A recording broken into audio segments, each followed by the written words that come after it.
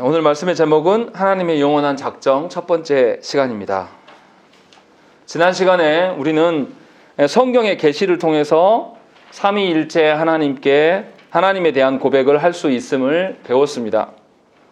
성령 하나님께서 말씀을 깨닫게 하심으로 성경을 통해서 우리는 예수 그리스도를 알게 됩니다. 또 예수 그리스도를 알게 됨으로써 우리는 무엇을 합니까?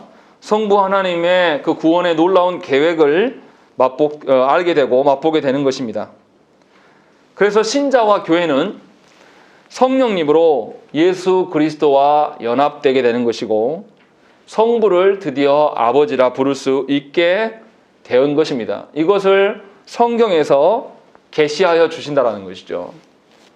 그래서 교회와 신자는 삼위 하나님을 향한 그 고백, 삼위 하나님을 믿는 그 신앙 고백으로 말미암아서 존재하게 된 것이고 또 살아갈 수 있다라는 것입니다.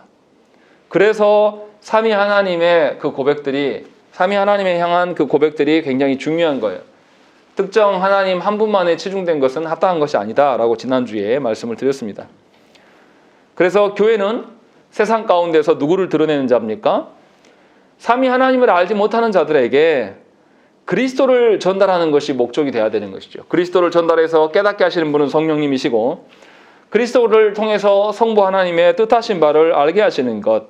그래서 그리스도를 통해서 성부를 아버지라 부를 수 있는 자들을 확장시켜가는 것. 이것이 교회의 역할이에요.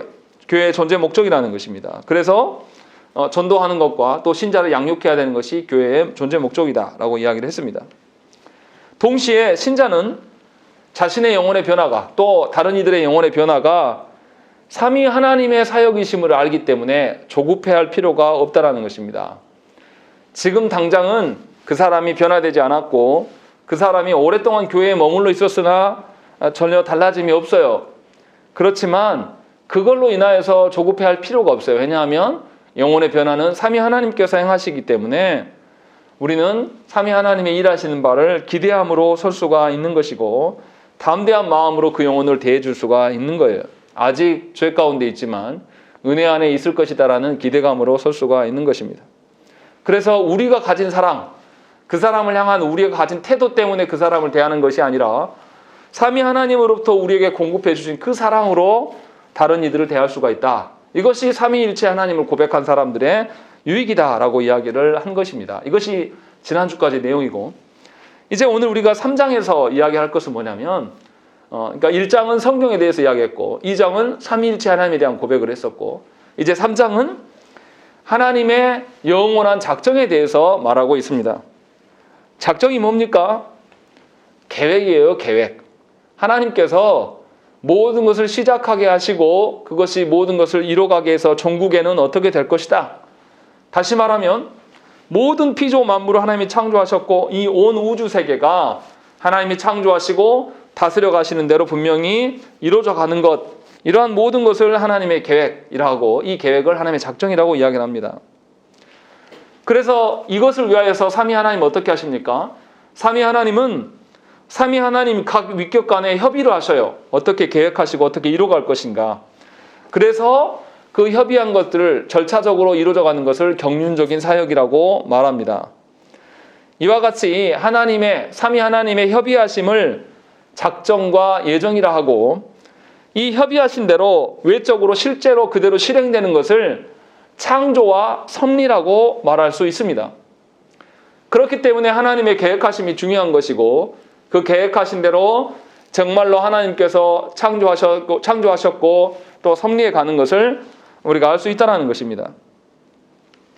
그래서 하나님의 작정과 예정에 대해서 바르게 이해하기 위해서는 반드시 어떤 선상에서 이해해야 되냐면 하나님의 구원에 대한 계획들, 삼위 하나님 간의 구원에 대해서 서로 협의한 것, 그 안에서의 작정과 예정을 생각을 해야 한다는 것이죠. 다시 말하면 하나님께서 모든 우주 만물을 다스려 가시는 주된 목적이 뭡니까? 구원이에요. 구원. 사람만이 아니라 모든 피조 세계에 다시 재창조, 회복되어질 것들, 이것이 하나님의 협의하심의 목적이라는 것이죠. 그러니까 하나님의 계획, 하나님의 작정과 예정은 분명히 하나님의 구원 사역에서 생각을 해야 되는 것입니다. 하나님의 구원 사역을 벗어나는 순간에 하나님의 작정과 예정은 이해할 수 없는 것들이 되어버리는 것입니다. 그렇기 때문에 하나님의 예정, 특히 칼빈주의에서 오해받는 것이 뭐냐면 예정이에요. 예정론. 이 예정론을 인간적인 논리로 생각하게 되면 오류에 빠질 수밖에 없습니다. 오늘 말씀에서는 그 오류 하나하나를 계속 반증하는 그런 내용으로 정리가 될 것입니다. 자, 그러면 성경에서는 하나님의 예정을 어떻게 말하는 것인가? 이것이 굉장히 중요해요. 오늘 에베소서 1장 1절부터 14절 말씀은 공교롭게도 우리가 성경을 쭉 새벽기도에 읽어가는데 금요일 새벽기도 때 동일한 본문입니다. 그런데 금요일에서는 강조 안 했던 방식으로 볼 거예요. 오늘 그 말씀을 보면 하나님의 예정에 대한 언급들이 굉장히 많이 나옵니다. 그래서 그 예정이라고 표현을 어떻게 하냐면 하나님의 뜻이다. 하나님이 작정하신 대로 되어간다. 하나님이 창세 전에 우리를 택하셨다. 뭐 이런 뜻들. 하나님의 기쁘신 뜻대로 예정하셨다. 5절에 보면 아예 예정이라고 써져 있죠. 또 9절에도 보면 그리스도 안에서 때가 찬 경륜을 위하여 예정하셨다. 라고 하면서 또 11절에도 우리가 예정을 입어 그 안에서 기업이 되었다. 라는 것들. 계속해서 뭐냐면 하나님의 작정과 예정에 대해서 여러 번 언급하는 본문이 오늘 본문의 내용이에요. 그래서 굉장히 중요합니다. 그래서 바울은 1절에서 뭐라고 합니까? 자신의 사도됨과 에베소에 있는 성도들 그리고 그리스도 예수 안에서 신실하게 된 모든 자들이 하나님의 뜻 가운데 있었던 것이다 라고 고백하는 거예요. 그러니까 사람의 의지와 결정에 따라서 신자가 되고 사도가 된 것이 아니라 하나님의 뜻, 하나님의 작정하심이 있었기 때문에 내가 사도 되었고 너희들은 에베소 성도가 되었고 또 믿는 자들 역시도 신자가 된 것이 하나님의 뜻 가운데 이루어진 것이다 라고 처음 1절부터 아예 그렇게 이야기를 하는 거예요. 그리고 나서 2절에서는 뭐라고 합니까? 하나님 우리 아버지와 주 예수 그리스도로부터 은혜와 평강이 너희에게 있을지어다. 이거 어디서 많이 들어보지 않았습니까? 우리 예배할 때에 첫 서두에 제가 선언하는 말씀이에요. 우리가 하나님 앞에 우리의 신앙 고백하기 전에 기원, 하나님 앞에 우리가 어떻게 선자들인가를 말하는 거죠. 이것은 뭡니까? 오직 그리스도인만이 하나님의 은혜와 평강을 알 수가 있다는 것입니다. 그러니까 삼위 하나님의 구원 사역 안에서 머물고 있는 자, 그 하나님의 협의하심, 또 협의하신 그 작정대로 성도들에게 주어지는 것이 바로 구원의 은혜고 구원의 평강이라는 것입니다. 그래서 바울은 지금 하나님의 뜻 가운데 있는 자들, 하나님의 작정 가운데 있는 자들만이 은혜와 평강이 있게 될 것이다 라고 말하는 것이 1절과 2절의 내용이에요. 그러니까 그리스도인들이 누리는 복이라는 것은 뭐냐면 그리스도인들이 누리는 그 은혜와 평강이 뭐냐면 순전히 삼위 하나님의 구원 사역에 관련된 것이래요.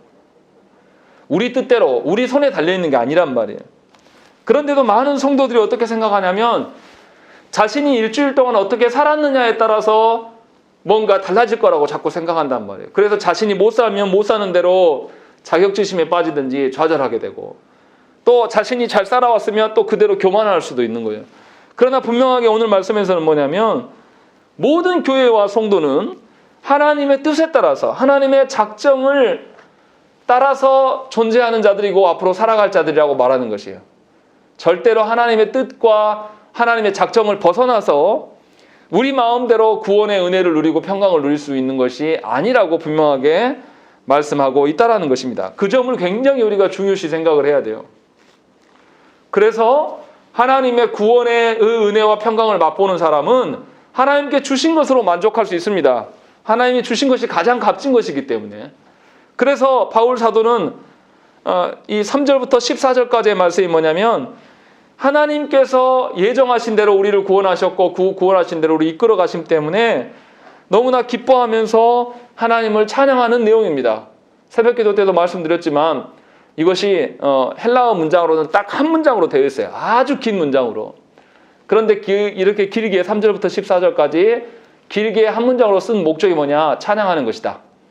하나님께서 뜻대로 하나님이 계획하신 대로 작정과 예정하신 대로 하나님의 자녀들에게 주어지는 것이 주어지는 것에 인해서 놀라고 하나님을 찬양하는 거예요.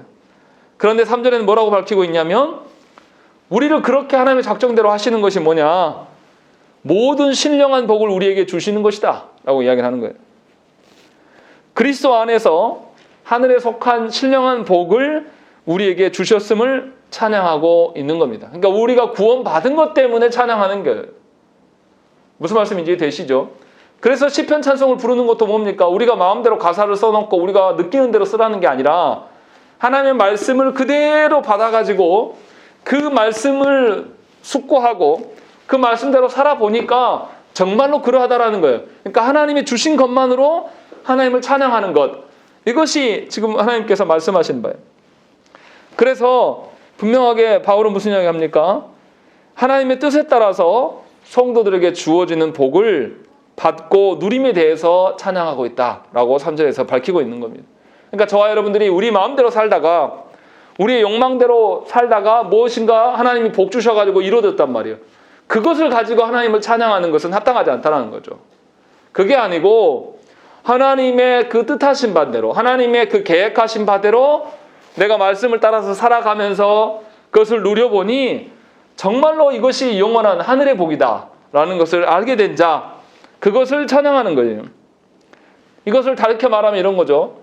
하나님께서 명하신 바대로, 하나님께서 주신 말씀대로 그것을 복으로 여기고 내가 그것을 살아본 자, 그 사람만이 하나님을 찬양할 수 있는 거예요. 그러니까 하나님께서 주신 것, 하나님께 받은 것만으로 다시금 하나님의 영광을 돌려드리는 것, 이것이 성령이라고 하는 것이죠. 그러니까 성도들이 하나님을 찬양하는 것은 순전히 하나님께 받은 것, 하나님께 받은 것이기 때문에 그 받은 것이 어떤 것이겠습니까? 하나님을 닮아서 거룩하고 또 하나님을 닮아서 영원한 것이며 또 하나님을 닮아서 하나님의 긍휼을, 하나님의 자비로우심을 포함한 것이에요. 이것을 누리고 맛보고 살아가는 자, 이것을 아는 자만이 하나님을 찬양할 수가 있는 겁니다. 이것을 모르고 찬양하는 자는 그냥 노래하는 거예요. 그냥 찬송가인지 유행가인지 아무런 구분이 없는 겁니다. 그러나 그 유익을 누리고 살아가는 자는 하나님께 받은 것이 최고예요. 하나님께 받은 것을 내가 존재할 수 있음을 알기 때문에 그것을 붙들고 사는 거죠. 그래서 신자는 누구에게만 영광을 돌릴 수 있습니까? 오직 하나님께만 영광을 돌릴 수가 있는 거예요. 뭔가 하나님께 돌려줘야 될 영광을 본인이 가로채는 것은 이미 하나님 밖에 서 있는 겁니다. 그러니까 이런 거예요. 교회 안에 목사가, 교회 안에 직분이잖아요. 교회 안에 직분자가 그 직분을 남용해서 자기의 욕망이나 자기 이름을 떨치는 데 사용하는 것은 이미 그 사람은 어떤 사람입니까? 하나님의 구원 계획에서 벗어나 있는 자. 하나님이 지금 바울이 말하는 2절에서 말하는 하나님 주시는 은혜와 평강, 또 3절에서 말하는 신령한 복을 누리지 못하는 자라는 것을 입증하는 것이에요. 그렇기 때문에 하나님을 찬양하는 자들은 반드시 구원의 은혜를 누리면서 찬양하는 것이고, 또 이를 예정과 작정의 입장에서 말한다면 하나님의 계획하신 대로 구원받고 또 계획하신 바된 대로 또 살아갈 것을 믿는 자, 그런 자만이 하나님을 찬양할 수가 있는 것입니다. 그래서 하나님의 뜻, 하나님의 작정과 예정을 이해하고 누릴 수 있는 자는 세상 사람이 아니에요. 순전히 하나님의 은혜 가운데 있는 자들만이 하나님의 뜻을 이해할 수가 있어요. 하나님의 예정을 이해할 수가 있어요. 그렇기 때문에 예정론을, 하나님의 은혜를 누리지 못하는 자가 사람의 논리로 예정론을 해석하려고 하면 오류에 빠질 수밖에 없는 것입니다. 그러니까 은혜 가운데서, 구원의 입장에서, 하나님의 구원의 계획의 입장에서 되어질 일들을 이제 조망해야 된다는 것입니다. 그리고 4절과 5절에서 이제 하나님의 구원 경륜에 대해서 이야기를 합니다. 뭐라고 합니까? 4절에 보시면 곧 창세전에 그리스도 안에서 우리를 택하사라고 되어 있어요. 그런데 바울이 우리를 택하신 것이 창세전이다 라고 이야기를 하는 거예요. 근데 이것을 오해해서 들으시면 안 돼요. 어떤 사람들은 이것을 시간적으로 받아들입니다. 창조 전에 이미 계획하셨다라고 받아들여요. 그렇게 되면 문제가 뭐가 생깁니까? 하나님이 창조 전에 계획하셨으니까 창조된 이후로는 그 계획하신 대로 해야 됩니까? 안 해야 됩니까? 해야 되는 거예요. 뭐에 의해서요? 창조 전에 계획하심에 묶여있는 하나님이 돼버리는 겁니다. 그렇잖아요? 창세 전에 계획했으니까 예수님을 주시겠다, 또 성령님을 주시겠다라고 이야기했으면 자신이 계획했으니까 반드시 줘야 되는 하나님이 되는 거예요. 이거는 주권자 하나님이 안 되는 겁니다. 뭔가 수동적으로 매여 있는 그런 하나님으로 될 수밖에 없는 거예요. 바울이 말하는 창세전이라는 의미는 뭐냐면 시간을 말하는 게 아니에요. 시간을 초월하시기 때문에 시간 밖에서 우리를 계획하셨다. 이 말은 뭐냐면 하나님의 주권을 이야기하는 거예요. 모든 것이 하나님의 그 작정하심대로 되어진다. 모든 것이 하나님의 뜻에 달려있다. 이것을 강조하기 위하여서 하나님의 어떠하심을 우리에게 하나님의 어떠하심을 이미 계획하셨고 그 계획하신 대로 자신의 주권을 발휘하신다. 그런 의미로 우리에게 쓰여져 있는 것이 창세 전에 우리를 택하셨다라고 말씀하시는 거예요. 이것은 하나님의 주권대로 이미 창조되었고 하나님의 주권대로 우리를 섭리해 가신다. 이것을 강조하는 것입니다. 그러니까 우리의 모든 것은 누구에게 달려있는 것입니까? 하나님께 달려있는 것이에요. 그래서 하나님의 사랑과 긍휼과 거룩하심으로 우리의 거룩이 되게 하고 우리의 흠이 없는 삶이 되어야 되는 거예요. 내 의지나 내 노력으로 되어지는 것이 아니란 말이에요. 우리가 노력도 부족하고 우리가 거룩한 일에도 매우 더디다라는 거 하나님 이미 아셔요. 내가 못 지켰다고 해서 내 거룩이 달라지는 것이 아니고 내가 흠이 많다고 해서 내 거룩이 문제 삼아지는 게 아니란 말이에요. 착각하지 말자라는 거죠. 왜냐하면 우리에게 주어지는 그 신자의 거룩하게 됨과 흠이 없게 되는 것은 순전히 하나님께 달려있는 일이기 때문에 그래서 우리는 뭐만 하면 되는 겁니까? 우리의 능력으로 거룩하게 되는 것이 아니기 때문에 하나님을 붙들고 있으면 돼요. 하나님께서 우리를 이끌어 가시기를 순종하고 있으면 되는 겁니다. 그것이 우리가 해야 될 일이라는 거예요. 내가 못 산 것 때문에 괴로워하고 내가 잘생긴 것 때문에 교만하게 되는 이런 것이 아니라 순전히 하나님 앞에 엎드려 있는 것, 하나님께 붙들려 있는 것이 우리가 해야 될 일이라는 것이죠. 그래서 5절에서 뭐라고 되어 있습니까? 그 기쁘신 뜻대로 우리를 예정하셨다. 다리 말하면 그 기쁘신 뜻대로 우리를 거룩하게 하시고 우리를 긍휼하게 여기시고 우리를 구원하시고 우리에게 하나님 나라의 어떠함을 이미 계획하셨다라는 것이죠. 그렇기 때문에 저와 여러분들의 기쁨과 만족은 어디서 옵니까? 삼위 하나님으로부터 맡겨져 있는 것이에요. 그러니까 우리가 때로는 예배 드릴 때 헛생각할 수도 있어요. 때로는 우리가 뭔가 시험거리 앞에서 넘어질 수도 있어요. 그러나 우리의 구원과 우리의 하나님 나라에 그 이르는 그 여정들과 과정들은 흔들리지 않는다라는 거죠. 왜요? 하나님의 뜻대로 되어 있기 때문에. 그래서 여러분들의 행위를 보면서 불안해하지 말라라는 거예요. 하나님의 선하심을 붙들라고 이야기를 하는 거죠. 또 9절에서 뭐라고 되어 있습니까? 그 뜻의 비밀을 우리에게 알리신 것이요 라고 되어 있는 것입니다. 하나님의 뜻을 우리에게 알려주셨다라는 거예요. 그리고 그 뜻은 그리스도 안에서 때가 되어서 우리를 위한 구원의 과정이 되고 예정이 된 것이라는 거예요. 무슨 말씀입니까? 하나님의 뜻을 알려줘도 못 알아듣는 사람들이 있어요. 하나님의 구원의 은혜를 못 누리는 사람은 하나님의 뜻을 알려줘도 그것의 가치를 모릅니다. 그래서 듣지 않습니다. 우리말로 표현하면 이런 거죠. 더 쉬운 말로 하면 하나님의 은혜를 못 누리는 사람은 왜 예배해야 되는지 몰라요. 하나님의 은혜 가운데 없는 사람들은 왜 하나님의 말씀이 달고 달다라고 하는지를 전혀 알지 못해요. 그래서 알려줘도 못 깨달아요. 그래서 9절에서 그 뜻의 비밀이 우리에게 알려진 것이다. 그리스도 안에서 알려진 것이다 라고 이야기하는 거예요. 그러니까 복음을 깨닫고 하나님의 뜻대로 살려고 하는 것이 얼마나 큰 복을 누리고 있는가. 그것 자체로 이미 우리에게 놀라운 복이다라고 말하는 것이고 또 계속해서 뭐라고 합니까? 11절에서 모든 일을 그의 뜻의 결정대로 일하시는 이의 계획을 따라 우리가 예정을 입어 그 안에서 기업이 되었다라고 이야기하는 것입니다. 우리가 기업이 되고 하나님 나라의 일꾼 된 것이 하나님의 원하시는 바다, 하나님의 역사하신 것이다 라고 이야기하는 거예요. 내가 열심히 노력해서 뭔가 교회를 세우고 내가 열심히 노력해서 교회의 큰 일꾼이 이런 게 아니라 하나님이 원하셨기 때문에 내가 그렇게 된 거예요. 하나님의 뜻하신 바대로 우리 안에 실현되어진 것이 내가 교회 안에 신자가 된 것이고 내가 교회 안에 일꾼으로 서게 된 거예요. 내 뜻과 내 의지대로가 아니라 하나님께서 부어주신 것과 하나님의 놀라운 비밀의 어떠함이 나한테 깨달아지고 알게 되어지고 그래서 내 소망이 전에는 세상에 있었는데 이제는 아니 하나님 나라를 내가 세워가야 되겠다. 내 가정도 내 육적인 것으로 보는 것이 아니라 이제는 하나님의 뜻을 보고 나니까 하나님의 계획하신 대로 내가 맞춰서 봐야 되겠다 이렇게 생긴다라는 거예요. 이것이 하나님의 은혜라는 거죠. 그래서 하나님은 우리의 구원과 같이 근사하고 커다란 어떠한 일만 관여하시는 것이 아니에요. 예수님께서 뭐라고 했습니까? 참새 2마리도 한 아사리온에 팔리게 될 것을 하나님께서 허락하지 않으면 안 된다라고 말씀하셨어요. 마태복음 10장에서 그 말씀을 하시죠.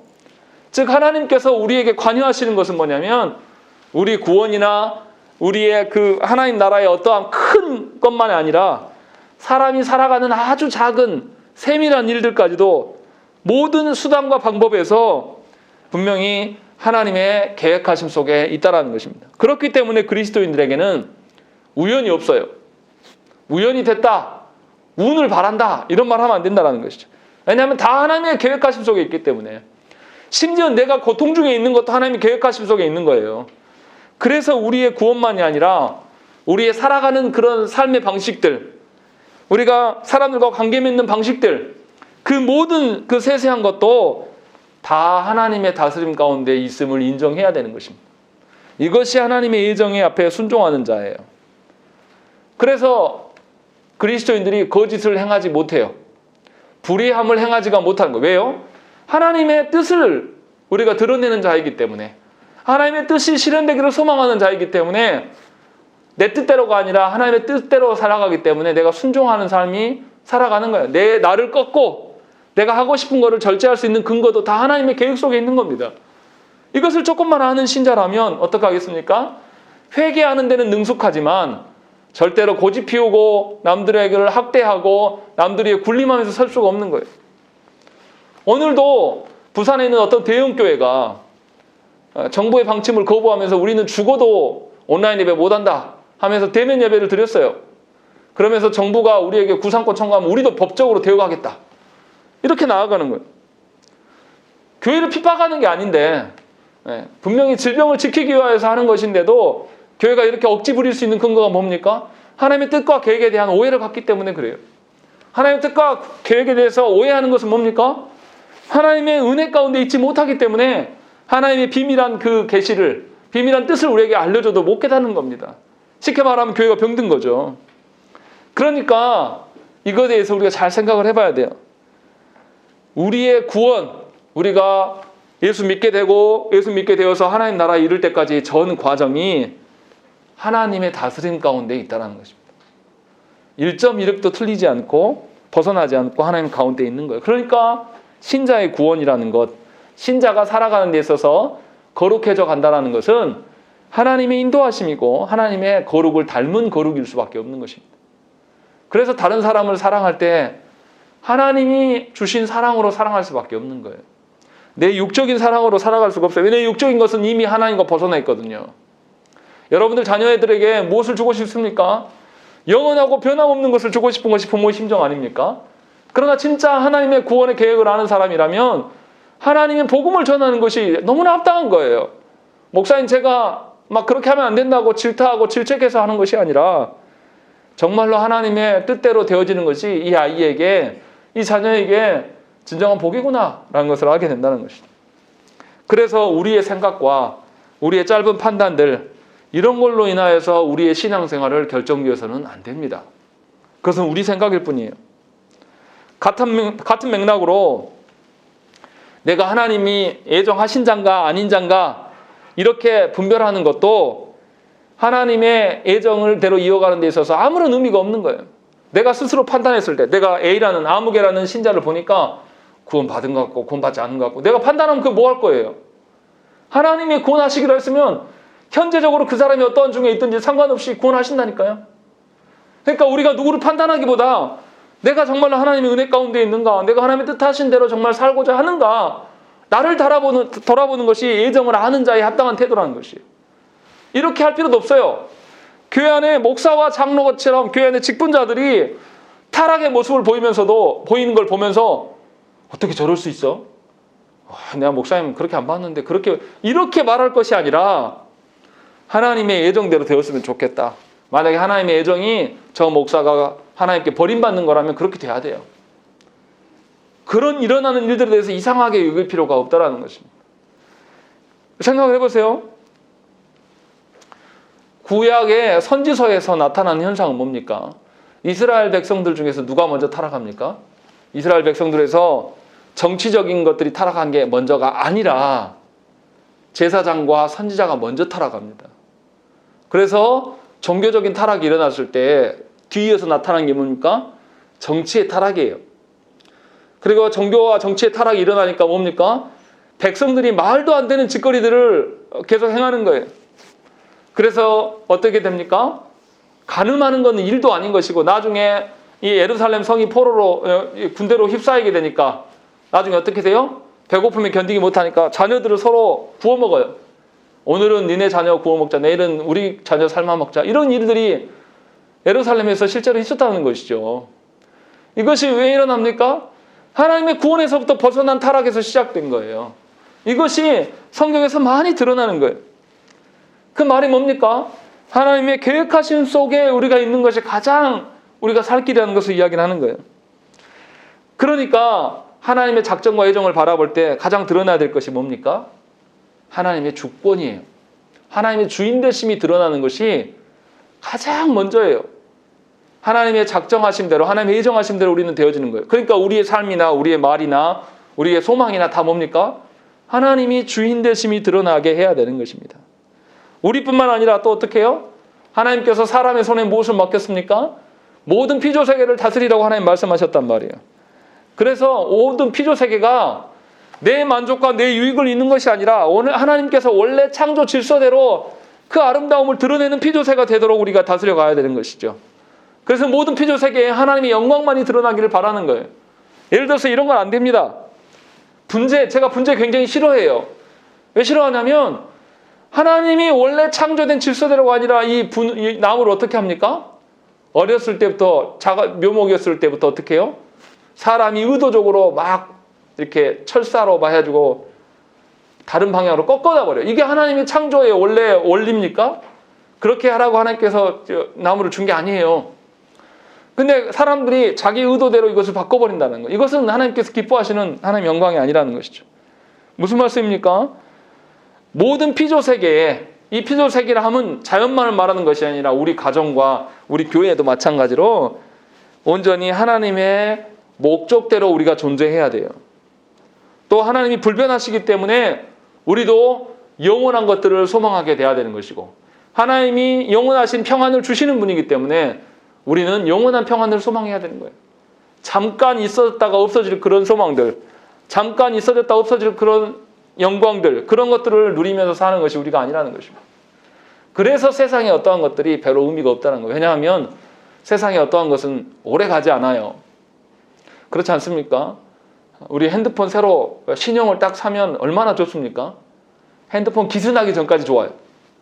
차도 그렇지 않습니까? 차를 중고차라도 내가 받아가지고 깨끗하게 가져왔을 때 좋아요. 그런데 한번 기스나면 어떻게 됩니까? 그 다음부터 안 좋아요. 별로 감각이 없어지는 거죠. 기스가 안 나더라도 어느 정도 유통기한이 딱 정해져 있습니다. 사람들끼리, 남녀간의 사랑도 그래요. 내가 정말로 이 사람에게 다 줄 것처럼 이야기하지만 그거 오래 가지 않지 않습니까? 분명히 한계가 있는 거란 말이에요. 그래서 하나님의 뜻대로 우리가 살아가는 것은 뭐냐면 하나님의 그 영원성, 하나님의 거룩성, 하나님의 어떠하심을 닮아가면서 온전히 하나님이 나의 주인이신다라고 드러내는 것, 그것이 우리에게 진정한 가치라는 것입니다. 그것이 하나님의 예정과 작정을 아는 자의 인생이에요. 이것은 제가 지금까지 설교했던 것은 1항에 대한 이야기입니다. 그럼 2항에서는 무슨 이야기 하냐? 1항 첫 부분에 이야기한 것이고, 이제 1항 중간에 보면 뭐라고 되어 있습니까? 하나님께서 죄의 조성자가 아니시며 피조물의 의지에 침해당하는 것도 아니며 제2 원인들이나 우연성이 제거되는 것도 아니다 라고 이야기하고, 또 2항에서는 뭐냐면 하나님이 그럼 예정하심은 미리 알고 예정하신 것이냐? 그런 거 아니다 라고 계속 이야기를 하는 거예요. 우리가 이제 생각해 봐야 될 거, 오해되는 거, 하나님의 작정과 그거에 대해서 한번 생각을 해봐야 돼요. 그럼 먼저 우리가 생각해야 될 게 뭡니까? 하나님께서 죄도 작정하신 것인가? 이것을 생각을 해봐야 됩니다. 먼저 죄를 먼저 생각을 해봐야 됩니다. 죄는 사람이 스스로 해결할 수 있습니까? 없습니까? 해결할 수 없는 것이기 때문에 죄예요. 그래서 사람들 중에는 어느 누구도 죄에 대해서 자신의 이성으로 이해하거나 해결할 수 없습니다. 다시 말하면 죄의 문제는 우리의 한계, 사람의 한계를 뛰어넘어가요. 이것을 우리가 인정할 수 있어야 되는 것입니다. 그렇게 죄를 우리가 다 이해할 수 없고 정복하고 다스릴 수 없기 때문에 하나님께서 죄를 우리에게 허락하신 것인가 이렇게 물어서는 안 되는 것이죠. 이상한 거죠. 우리가 분명하게 인정할 수 있는 것은 죄가 인간의 한계를 넘어가지만 하나님의 다스림은 넘어갈 수 없다라는 생각은 분명히 갖고 있어야 돼요. 하나님은 심지어 죄를 활용하셔서 뭘 합니까? 당신의 뜻을 이루실 수 있는 분입니다.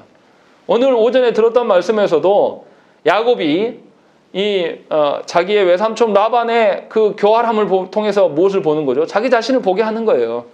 이것처럼 하나님께서는 죄를 다루어서 죄를 활용하셔서 자기의 원하는 바대로 이끌어 가실 수 있는, 죄를 초월하시는 하나님이란 말이에요. 또 한 가지 생각해 볼 것은, 그러니까 이제 죄의 문제에 대해서 죄를 우리에게 허락하셨다라고 보기가 어렵다라는 거죠. 죄를 능가하시는. 다만 우리가 어리석어서 죄를 능가하지 못하는 우리의 그 한계가 있기 때문에 죄를 짓는 것이지, 하나님이 우리에게 죄를 주신 것은 아니다라고 이제 정리할 수 있는 것이고, 또 한 가지 생각해 볼 것은 뭐냐면, 하나님께서 우리를 예정하셨다, 미리 계획하셨다. 이것이 어떤 사람들은 이렇게 말해요. 우리가 도르트 신조 할 때 다 이야기했던 겁니다. 알미니우스들은 어떻게 했냐면, 하나님의 주권을 다 강조한 게 아닙니다. 하나님의 주권도 좋지만 사람의 선택을 약간 강조했어요. 그래서 어떤 식으로 생각한 거냐면, 하나님이 계획하신 것은 미리 알았기 때문에 예정한 거다. 하나님은 시간을 뛰어넘을 수 있기 때문에 내가 하나님께 순종할 것인가 안 할 것인가를 알고 나서 내가 순종 안 할 거면 순종 안 하는 것으로 처리하셨다. 이런 식으로 오는 거예요. 그렇게 주장한 거죠. 근데 이렇게 하면 하나님이 어떤 사람이 됩니까? 주권적인 분입니까? 아니면 어떤 것에 매이는 분이 됩니까? 어떤 것에 매이는 분이 되어버리는 거예요. 그렇게 하나님을 이 알미니우스들은 이해하기 시작했어요. 그러니까 하나님께서 구원 베푸셔도, 예수 그리스도께서 우리 위해서 십자가에 죽으시고 부활하셨어도, 성령 하나님 우리 가운데 오셔서 깨닫게 하셔도 내가 안 받으면 그만이에요. 그래서 구원의 어떠함을 뭐 한 90%는 하나님이 하시지만 10%는 누가 결정한다? 사람이 결정한다고 생각은. 이것의 장점은 뭡니까? 이렇게 생각하면 열심히 낼 수가 있는 거예요. 사람이. 네가 10% 구원 이루어야 돼. 그러니까 열심히 살아. 우리 흔히 자녀들한테 너 공부 안 하면 좋은 대학 못 간다. 그래서 누구처럼 일하는, 이거 나중에 힘들다. 이렇게 하는 방식. 네 손에 달려있다라고 생각하는 그 방식. 이것을 알미니우스들이 택했다는 것이죠. 이것은 하나님의 주권을 무시하는 겁니다. 하나님의 전능하심에 대해서 한 도전이에요. 그러나 하나님은 분명하게 죄인도 거룩하게 하실 수 있는 분이에요. 우리의 택하심을 미리 아셔서 행하는 것이 아니라, 우리가 선하게 하지 않아도 하나님 우리를 선하게 하실 수 있는 분이란 말이에요. 그렇게 작정하신 거예요. 그래서 우리가 죄 가운데 있어도 죄인인 우리들을 의인으로 바꾸시는 거예요. 그러니까 하나님의 예정하심이라는 것은 미리 알았기 때문에 계획하심이 아니에요. 이거 말장난처럼 들릴 수 있지만 굉장히 헷갈리는 문제입니다. 이것 때문에 시험에 넘어지는 분들이 굉장히 많아요. 어떤 식으로 생각하냐면, 자기 인생을 보면서 내가 예수 믿고 잘 살았는데 왜 우리 가정 안에 이런 일이 일어났냐? 이거 너무한 거 아니냐? 이렇게 말하는 이유는 뭡니까? 자기 손에 뭔가 달려있다고 생각을 하는 거예요. 그런데 하나님의 뜻대로라면 부정적인 일이 내 가정과 내 인생에 나타나도 이게 하나님의 계획일 수 있는 거예요. 하나님의 뜻일 수 있기 때문에 거기서 하나님의 뜻을 찾아야 된다는 것입니다. 이것이 하나님의 주권을 인정해 드리는 겁니다. 그것이 예정을 아는 자의 합당한 태도라는 것입니다. 또 반대로 어떻게 생각할 수 있냐면, 하나님께서 이미 작정하신 일에 대해서 우리는 그대로 순종만 해야 된다라고 이렇게 생각하는 것은 또 곤란해요. 무슨 말이냐면 운명론처럼 받아들이는 것. 나는 할 것이 없어. 하나님의 뜻대로 다 될 것이니까 나는 아무것도 할 거 없다. 노력도 할 필요도 없다. 라고 분명히 그렇게 생각하는 분들이 교회 안에 또 있어요. 그래서 2항에서 뭐라고 되어 있습니까? 어떤 것을 작정하실 때 그것을 장래히로 예지하였거나 그런 조건들의 근거에서 발생한 것이라고 예지했기 때문에 어떤 것을 작정한 것이 아니다 라고 이야기하는 거예요. 우리가 할 것이 없다 이 뜻이 아니라 1항에서도 그렇게 나오죠. 피조물의 의지가 침해당하는 것이 아니다라고 이야기하는 거죠. 그러니까 우리의 자유의지를 꺾으면서 하나님의 계획하심과 어떤 것을 이루어가시는 하나님이 아니다라고 이야기를 하는 겁니다. 분명히 하나님께서 예정과 작정을 주도하시고 또 계획하신 대로 이루어가시는 하나님이에요. 그런데 그렇다고 해서 하나님의 그 계획과 작정이, 예정이 우리의 자유의지를 다 침해하면서 되는 그런 하나님이냐? 아니라는 것이죠. 그러니까 신자는 하나님의 주도하심에 순종해야 될 것이지, 순종하지 않고 그냥 가만히 내버려 둔다고 저절로 되어지는 것, 우연을 바라는 것, 이런 것은 합당하지가 않는 것입니다. 그래서 이런 거예요. 이런 관점에서 우리가 볼 수가 있는 거예요. 로또는 어떤 겁니까? 아무런 노력하지 않고 뭔가 일확천금을 노리는 거예요. 신자가 우연히 그것이 될 것이다라고 생각해서 그것을 바라는 것은, 이건 하나님의 주권을 인정하는 것이 아닙니다. 이건 하나님의 주권을 무시하고 교만한 겁니다. 다른 거라는 거죠. 또 하나님께서 내가 잘해보려고 했는데 하나님이 내 앞길을 막아서 안 됐다, 이런 말도 안 되는 거예요. 하나님의 뜻하신 바대로 되어지는 것이죠. 그래서 피조물의 의지가 침해당하는 것도 아니고 제2 원인들의 자유나 우연성이 제거되는 것도 아니고 오히려 확립된다. 그러니까 다른 사람들, 하나님을 아닌 다른 존재들의 자유의지를 꺾어지는 것이 아니라 오히려 하나님은 보존하신다. 왜냐하면 그들이 자유의지를 선택해서 다른 것을 선택해도, 그래서 죄 가운데 머물러 있어도 하나님 어떻게 하실 수 있으니까 죄를 이겨내시고 그를 죄 가운데서 건져내실 수 있는 하나님이기 때문에 도리어 하나님의 계획대로 되어져 갈 수 있는 것이고 그의 자유의지를 꺾지 않는다라고 이야기하는 것이죠. 그러니까 하나님은 인격적이시면서 전능하시면서 우리에게 관여하신다는 거예요. 하나님의 주권대로. 인격적이기 때문에 우리에게 죄까지도 선택할 수 있는 그런 자유를 주셔요. 그러나 동시에 전능하시기 때문에 우리가 죄에 빠지더라도 하나님은 자신의 주권대로, 자신의 기쁘신 뜻대로 우리를 구원자로 되게 하신다는 것입니다. 그래서 놀라운 일들이 일어나는 거예요. 정말 죄수였고 괴수였던 사람이 어떻게 돼요? 회개하고 정말 교도소 가고 난잡하게 살았던 그 사람이 회개하고 주의 자녀가 되는 것입니다. 교회 역사 가운데 위대한 신학자가 있지 않습니까? 어거스틴이 어떤 사람이었습니까? 남봉꾼이었어요. 창녀촌에 살았던 사람이란 말이에요. 거기에서 몸을 팔고 젊은 시절 그렇게 보냈던 사람이.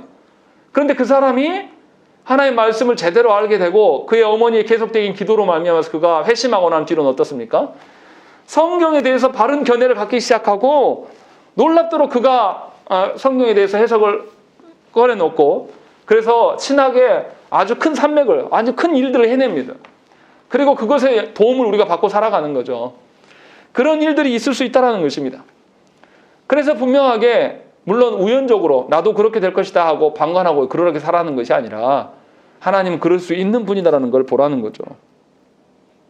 그렇기 때문에 우리가 하나님을 인격적으로 알 수밖에 없는 거예요. 하나님의 예정을 바르게 이해한다면 하나님은 인격적인 분이에요. 우리가 자유할 수 있도록 뭔가 하나님께서 모든 걸 허락해 주셔요. 그러나 우리가 자유하지 못하는 이유는 뭡니까?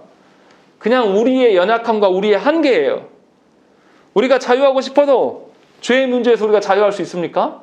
자유하지 못하거든요. 이것은 우리의 한계인 것이지 이것에 대해서 하나님께 뭔가를 말해서는 안 된다는 것입니다. 그래서 우리가 정리하면 오늘 말씀, 오늘 하나님의 작정과 예정에 대해서 한번 생각을 해봐야 되면 이런 겁니다. 하나님의 작정과 하나님의 뜻대로 되어짐을 인정하는 사람이라면 우리가 우리의 뜻대로가 아니라 하나님의 거룩하심대로 살아야 돼요. 하나님의 기뻐하심대로 살아가야 되는 것이 마땅한 것입니다.